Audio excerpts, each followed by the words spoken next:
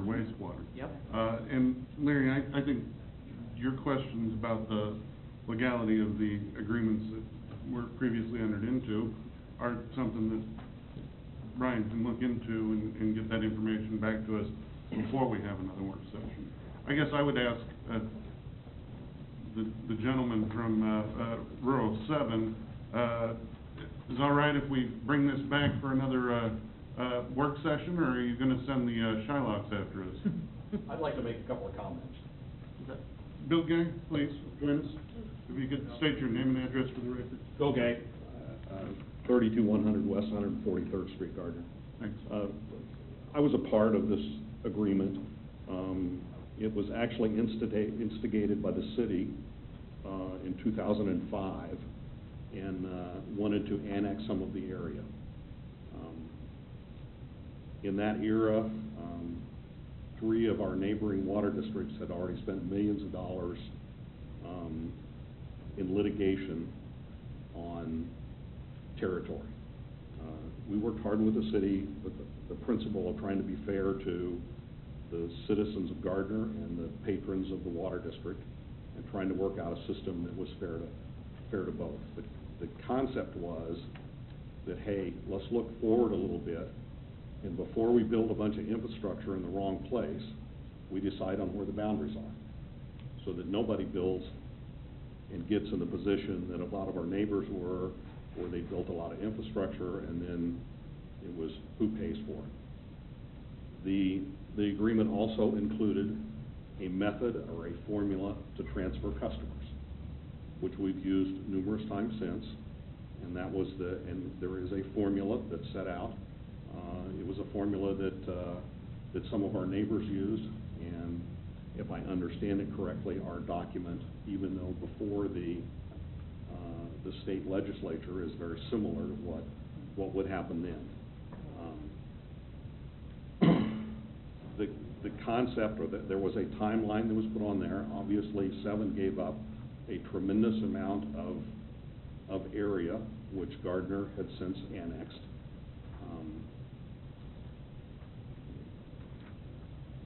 We have, I think, 16 customers left there. The agreement was that you would take over those customers and pay us by the formula, which is where the dollars come from. So it's kind of an agreement that we hoped would be ongoing, and we've used it both directions to give and take away customers. We would have been very happy to have our $400,000 some dollars a year and 3 months ago. We've talked to the city almost once a year since 2010 in looking to say, hey, this is coming. What are we going to do about it? What was the response, can I ask? We know it's coming, we don't have the money.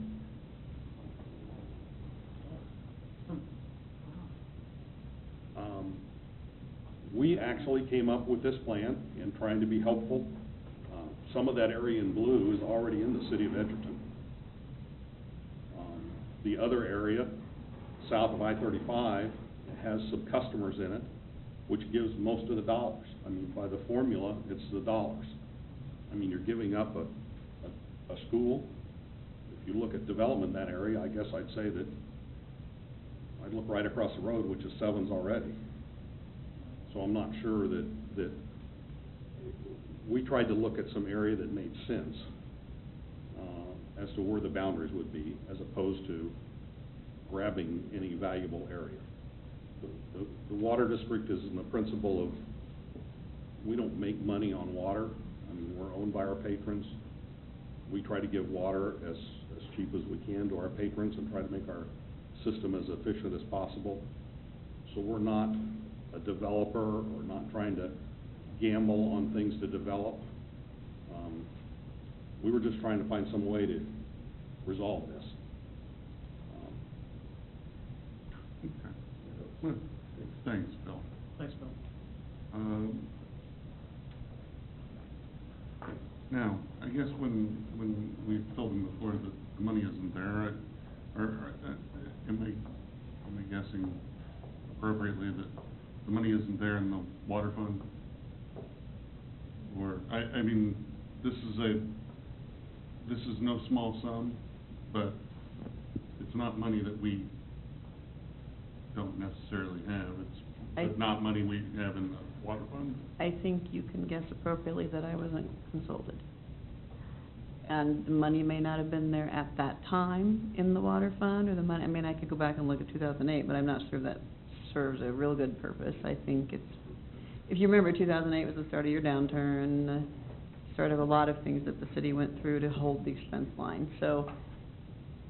But there are certainly alternatives, and we can go digging, and if council so wishes, we can certainly look for other ways to do things. Well, and we've got money that we budgeted for this year that we would have to look about putting things off until next year, because we can't spend more than we budgeted for, correct? Well, and you do have nice reserves and utility funds, and you do, I mean, they're not huge, but you have things you can realign, and the funds are all tied together, and you have some fund balance and some other funds that are legally, anything that's legally available, I can look at. Right.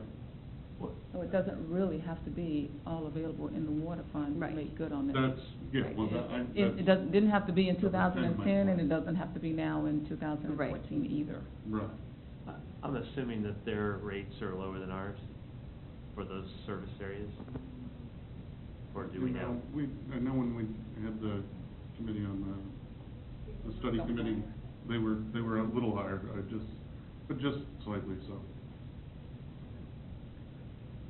I think for the average customer, the difference in the monthly bill was negligible. Does that sound right, or do you?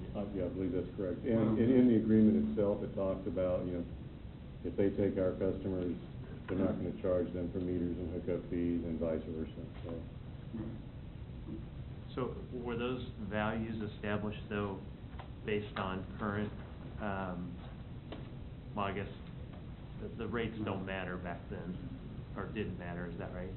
I mean, I guess, did the rates weigh into that valuation model? Yeah. Yes, the original, what was in the 2008, used as an example, used a much higher capitalization rate and a lower average water usage. So the numbers most recently, those were based on, the calculation was based on actual numbers for water usage for those 17 people that we need to be purchasing, and with a new capitalization rate, which those two combined made the number much larger than it was anticipated to be back when the agreement was signed in '08. But wasn't the capitalization rate, I mean, it would seem to me, as part of any future transfer of property based on some valuation model, that the cap rate would be part of that agreement and not fluctuating with the economy, right? I mean, That's probably more of a legal question. I mean, what I've seen in there, it was presented as an example calculation in the '08 agreement. right, but I'm just saying, I mean, if we go back to the cap rate that was available at that time, which you said was higher, then we would owe less. Yes. And if water rates, you're saying on the flip side, water rates are higher than they were? Water usage. Water usage. Yeah. But the rates didn't factor into any of that, is that correct? That's correct. So just usage. Well, I mean, I would think that'd also be part of the agreement, right? You'd wanna lock in, I mean, otherwise, it has an unlimited value and you've committed to a transfer that, I mean, could be anybody's guess. I mean, doesn't that seem reasonable? That the usage would have a definite number in a contract, and the cap rate would be a definite number? I mean, these are just things, again, that I think We need to look at. that are worth looking into. Could you say that? I think we probably need to look at, when we come back for the second work session, we need to kind of look at that, so that staff has some opportunity to analyze that and see how that would factor in. Sure. Anybody else have any questions?